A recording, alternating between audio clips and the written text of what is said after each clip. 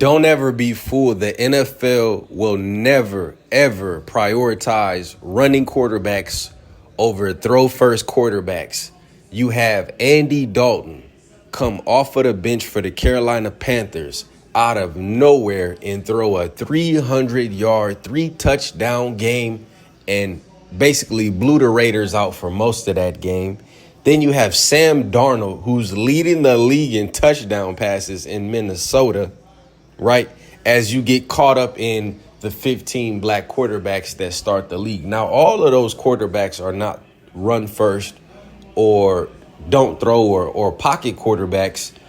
But so many people, week to week, they get caught up in names.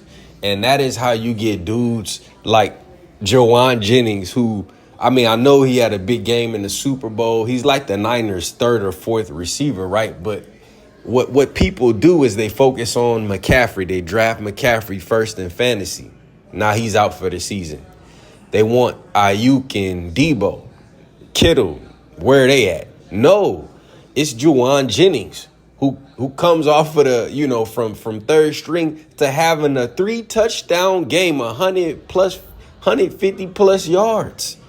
Those are numbers that Debo every now and then might get. You see? Those are numbers that the most elite players put up. Sam Darnold have been basically a bench quarterback. Andy Dalton have been, with the exception of his years way back with AJ, he's been a backup quarterback since he was with Cincinnati. So it's like you saw what happened with Bryce Young. They put him out there, they fed him to the wolves, and now they're going to say, well, it's because Bryce Young sucks.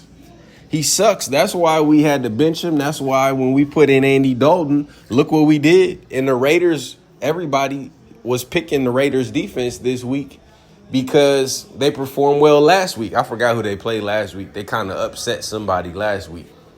But the bottom line is that these are how narratives get established.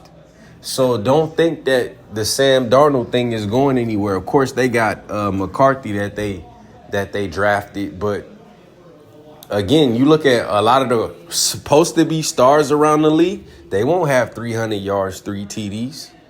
You see? So just peep it, man. The NFL loves, all you got to do again is look at Vegas, bro. Everybody piles on the biggest names, and then the most random dudes be scoring, or the most random teams, like the Broncos beating the Bucks today.